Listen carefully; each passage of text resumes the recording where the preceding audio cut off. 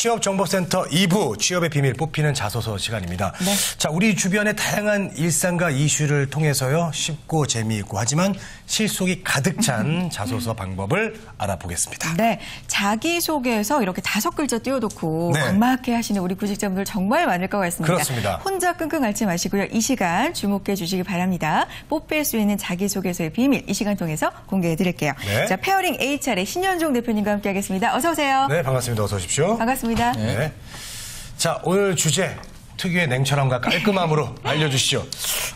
오늘은 조금 냉철하게 하기보다는 조금 재밌게 좀 알려드리겠습니다. 네. 여름방학 기간이기도 하고요. 네. 또 요즘 그 주변에 보면 참 주변머리 없게 이 대인관계 못하는 친구들 정말 많습니다. 예, 뭐 월드컵도 그냥 집에서 혼자 봐요. 이런 사람들 참 많은데요. 사실 이 직장 생활 저희 다 해보셔서 알겠지만 가장 중요한 거 그리고 끝에 가서 대인관계입니다. 네. 예, 이 대인관계가 정말 중요한데 이거 정말 잘해야 됩니다. 그렇죠. 그래서 이런 부분 대인관계 부분을 사실 잘 어필해야 이 자기소개서에 좀 쓸 말도 많고요. 내가 이 회사에 어울리는 사람이다 이렇게 좀 이야기할 수가 있겠는데요. 그래서 오늘은 좀 주제는 이 대인관계를 자기소개서에 어떻게 써야 되는지 이 부분을 같이 한번 좀 다뤄보도록 하겠습니다. 네. 네.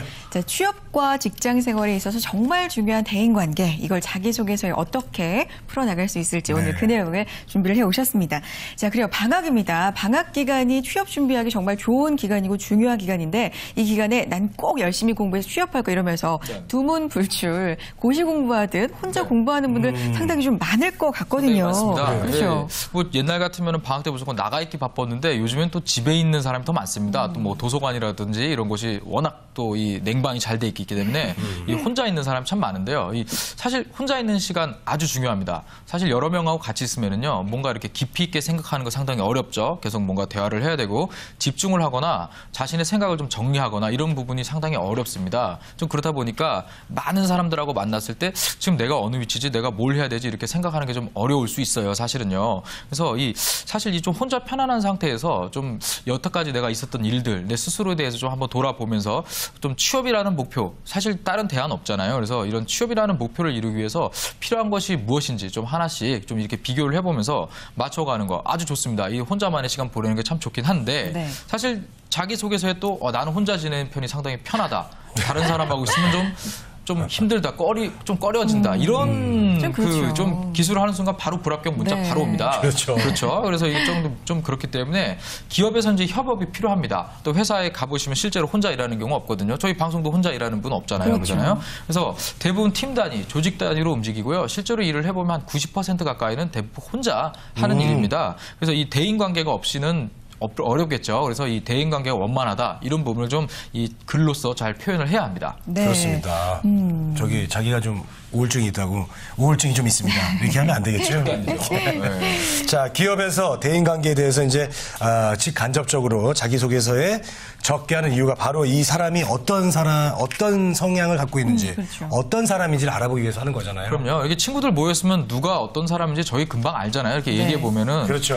바로 성향을 파악하죠. 금방 파악하죠. 네. 네. 바로 그겁니다. 우선적으로 요즘 경기가 좀 어렵죠. 기업에서 좀 채용을 보수적으로 잡을 가능성이 상당히 높습니다. 그래서 예전처럼 좀 여유 있게 신입 사원을 좀 선발해서 이 자연 감소분을 좀 반영해서 선발을 하고 이런 시절은 이제 끝났습니다. 좀 어렵기 때문에 그래서 조직 내에 필요한 직무와 인원에 대해서 철저하게 조사를 한 다음에 이 필수 인원 배치 상태를 종합적으로 파악해서 그 숫자만큼만 채용을 진행하는 게 뭐 대세입니다. 네. 그러다 보니까 좀 지원자들을 좀 더 세밀하게 파악하겠다. 이것이 이제 기업의 채용에 대한 노력이라고 저희가 좀 이야기할 수 있겠는데요.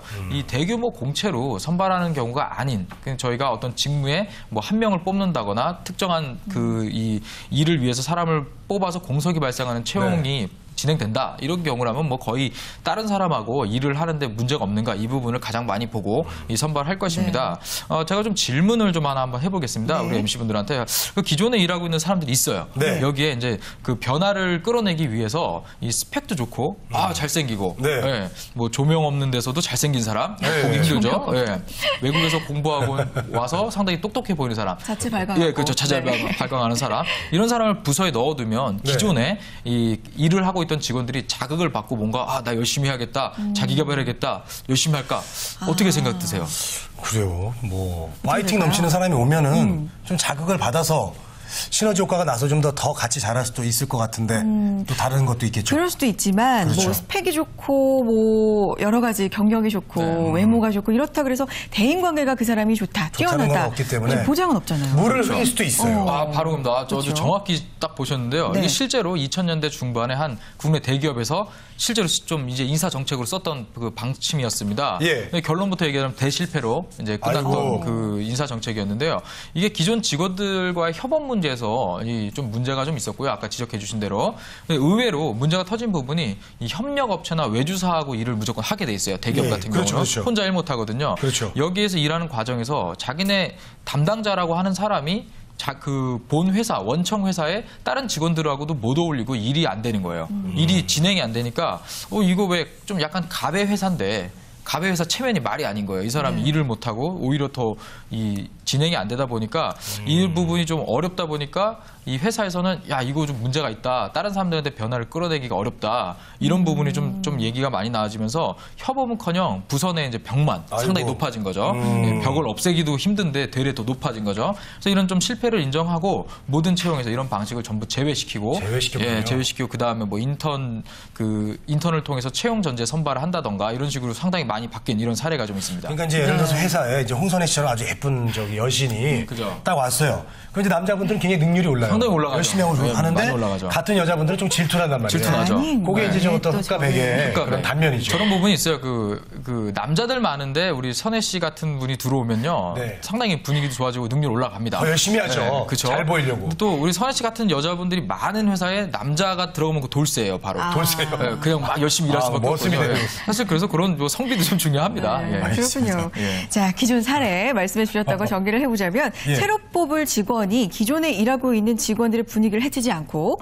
잘 어울릴 만한 사람인가 그것도 상당히 중요한 평가 요소라는 거죠. 중요한 거죠. 그래서 이게 극단적으로 아무리 적합한 인재다라고 이제 숫자적으로 판단이 되더라도 이 직무의 성격이나 기존의 부서 사람들하고 이거 어울리지 않는다, 이거 넣었을 때 문제가 생기겠다라고 판단하면은 뭐 절대 뽑지 않습니다. 그래서 이런 부분은 우리 취업 준비생들이 좀 알아야 될 부분이라고 좀 소개를 좀 드리겠고요. 네. 그러니까 사실 내가 면접에 가서 떨어지는 게 내가 부족해서 아니면 자기소개서에 뭐가 잘못 써서 떨어진다 이렇게 판단하지 않으셔도 될 겁니다. 그래서 사실 그 면접 보고 나면은 내가 여기에 적합하다 안 적합하다 면접 보면 사실 그 느낌이 있거든요. 그래서 그런 부분을 우리가 조금 기억해야 될 필요가 있겠고요. 예를 들어서 좀 외향적인 사람이 많은 부서에 좀 지원 업무를 담당할 사람을 뽑는다라고 좀 네. 가정해 본다면 안정감 있고 이 직원들이 고객이죠. 이런 네. 사람들한테 친절하게 대하는 역량을 가진 사람을 뽑으려고 하겠죠, 당연히. 근데 여기서 이제 최근에 뭐 이렇게 그 취업에 관련된 이야기를 해주시는 분들 중에 무조건 적극적이고 파이팅 넘쳐 뽑는다. 이거하고는 조금 반대되는 경우겠죠. 이런 경우에는 차라리 좀 차분한 모습을 보여주는 게 면접에서 좀 더 좋은 효과가 있겠다. 이렇게 좀 조언을 드리겠습니다. 네, 그렇습니다. 그래요. 예. 자, 그렇다면 네. 나는 대인관계가 정말 좋고 어디 들어가든 적응을 잘할 수 있습니다. 어울리고, 네. 이렇게 보여줘야 되는데 그렇게 하려면 어떻게 어필을 해야 됩니까? 자, 이게 어필하기가 좀 어렵죠. 그러니까 네. 사실 지원하는 회사에 좀 아는 사람이 있어서 그 부서 분위기가 어떻다, 거기 뭐 팀장님이 어떻다 이런 내용을 듣는 게 사실 제일 좋습니다. 근데 사실 이 회사에 그런 전화를 해가지고 뭐 정보를 수집하는 게 상당히 어렵죠. 뭐 우리 재건 MC한테 아는 후배가 전화 와서 거기 한국 직업방송 좀 막 물어보면 사실 귀찮죠. 아니 뭐, 예. 그죠. 이게 솔직히. 가르쳐주고 싶은데 조금 귀찮죠. 그렇죠. 진심된 마음은 좀 귀찮죠. 예. 오면 또 밥도 사줘야 되고 좀 부담 가잖아요. 예. 그래서 어렵습니다. 근데 그렇다고 보면은 본인이 결국은 뭐 인터넷이나 아니면은 진짜 지인을 통해서 알아낼 수밖에 없는데 자신의 강점과 잘 맞을 것이라고 판단되는 정보들을 먼저 좀 수집하는 거 이것이 좀 중요합니다. 네. 그래서 이것을 내가 어떻게 자기소개서에 좀 어필할 수 있을까 이게 좀 방법을 찾아보는 것 이것을 좀 시작을 한다 이렇게 이야기를 드리겠습니다. 그래요. 그래서 이 직무를 잘 이해해야 돼요. 이 인사팀 같은 경우는요. 이 내부의 직원들이 사실 다 나의 고객이에요. 친절하게 해줘야 되거든요. 그렇죠. 뭐 재직 증명서 떼주세요 그러는데 어디다 쓰려고요? 이러면 기분 나쁘잖아요. 그래요, 그죠? 맞아요. 예. 그래서 이런 부분에 대해서도 좀 한번 생각을 좀 해볼 필요가 있겠고요. 또 뭐 이 B2C에서 고객 관리 업무를 한다거나 뭐 B2B에서 거래처 관리 업무를 한다. 이런 거 전부 직무상 특성이 있잖아요. 그래서 각 직무 특성에 따라서 어느 정도 예측 가능한 필수 역량이 무엇인가, 어떤 성향의 사람을 뽑겠는가, 이런 부분을 조금 더 좀 생각을 해보면서 주변의 친구랑 좀 스터디 많이 하시죠. 이런 사람들하고 이야기를 해보면서 좀 결론을 찾아내고 내가 강점이 이 부분이다 라는 거를 좀 알아놓는 것, 이것에서 좀 준비를 좀 시작하시면 좋겠습니다. 내 강점과 잘 맞을 거라고 판단되는 회사의 어떤 면들, 그런 부분을 잘 찾아내시는 게 참 중요할 것 같은데 그럼 대인관계에 관한 내용을 자기소개서에 쓸 때 이 부분만은 좀 쓰지 말아라, 주의해야 될 부분이 있을까요? 꼭 있습니다. 네. 뭐 절대 글을 쓰라고 하면은 대부분 그렇죠. 나는 짱, 너네는 팀원, 나는 팀장, 너네는 다 그 문제를 일으키고 싸움을 일으키고 다툼을 일으키며 갈등의 존재고 다 그렇습니다. 친구들은. 네. 근데 본인은 안 그래요. 본인은 이걸 다 해결하고 너희들 위해 내가 다 해결해줘서 너희들도 나랑 같이 함께 좋은 기억이었어. 보통 이렇게 쓰거든요. 네. 이게 정말 못 쓰는 건데 이게 못 쓰는 예를 또 한번 보시면 나도 저렇게 썼는데 한번 하실 겁니다. 한번 좀 예문을 좀 보실게요. 네. 한번 보시죠. 자, 보시죠. 네. 제가 한번 읽어볼게요. 학교에서 저를 포함한 4명의 친구들이 어느 날 공모전을 준비하게 돼서 회의를 하다가 두 친구와 나머지 한 친구의 의견 충돌이 발생했고 서로 기분이 상해서 큰 다툼이 번졌습니다. 친구들은 2대1로 나눠져서 제가 각자의 편으로 돌아서 주길 바랬지만 제게는 한 명도 잃고 싶지 않은 소중한 친구들이었기에 중심을 잃지 않고 화해를 이끌었고 비록 공모전엔 출전하지 못했지만 보다 더 돈독해진 우정을 얻었습니다. 네, 그리하여 두 형제는 행복하게 오래오래 살았습니다. 이렇게 끝나네요. 이게 네. 애매하죠. 이게 예. 볼 보시면요, 다 친구들은 싸워요. 그 내가 다 해결했어요. 이게 다 천편일률적이에요. 다 이렇게 씁니다. 정말 열에 한 9분 이렇게 씁니다. 그래서 이게 사실 우리가 흔히 그 성장 과정에서 뭐 엄하신 아버지, 뭐 인자하신 어머니 이거 다음으로 많이 쓰는 거예요. 이런 거 쓰면 안 돼요.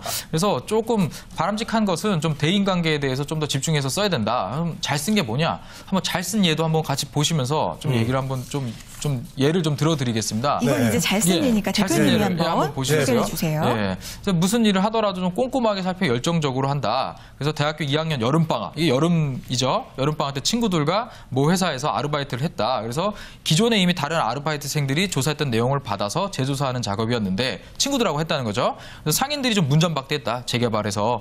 그러다 보니까 이제 많은 일을 하겠다. 책임감과 열정을 가지겠다. 친구들은 이제 두자 더우니까 힘들다 그랬지만 좀 얘기를 해서 어떤 공동의 목표를 가지고 6개의 건물의 모든 층에 정보를 조사를 했고 그다음에 이 공실로 표시돼 있던 부분에 많은 자료보다 더 꼼꼼하게 조사를 해서 정말 이 팀장님한테 모범 알바들 이라는 별명도 얻었고 2달 동안 무더운 날씨였지만 친구들과 함께 소중한 기억과 이 작은 일에도 성실하고 열정적으로 일할 수 있는 기쁨을 느낄 수 있었습니다. 이 친구들하고 안 싸웁니다. 친구들하고 안 싸우고 친구들의 문제를 자기가 해결해주지 않았어요. 그러니까 이 부분을 보면 읽었을 때 여름방학 동안 친구들하고 같이 정말 재미있게 일해봤겠구나 이런 느낌이 들지 않습니까? 그렇습니다. 이런 사람이면 저희가 대인관계가 문제 없댔다 이렇게 저희가 판단할 수가 있겠죠. 그래서 이 인사 담당자가 읽고 공감을 끌어내는 이런 부분에 한번 좀 초점을 맞춰보시는 게 좋겠습니다. 앞서서 있던 거는 좀 동화책 읽는 약간 그런 기분이었는데 두 번째 것은 정말 이 친구가 이런 경험을 제대로 생생하게 했구나라는 게 저희들이 읽으면서도 느껴지니까요. 더 마음에 와닿는 것 같아요. 맞습니다. 네. 자, 오늘 자기소개서의 대인관계 풀어내는 방법에 대해서 우리가 쭉 알아봤는데 이번 시간 정리를 좀 해주실까요? 일단 그 친구들하고 하나의 목표를 정해서 정말 그 열심히 했던 경험 이것이 바로 대인관계의 어떤 그 가장 좋은 예가 되겠습니다. 이런 걸 잘 풀어가지고 자기소개서에 나는 친구들하고 일했을 때도 좋았고 앞으로 회사에서 같이 일할 선배분들 또 직원분들하고 잘 지낼 수 있다 이런 느낌이 날 수 있게 공감 가는 걸 이거에 대해서 한번 생각해 보시고 자기소개서 오늘 꺼내서 한번 좀 고쳐보시기 바랍니다. 네, 자 대인관계를 자기소개서에 어떻게 풀어낼 수 있을지 오늘 자세하게 알아보는 시간이었습니다. 페어링 HR의 신현종 대표님과 함께했습니다. 고맙습니다. 고맙습니다.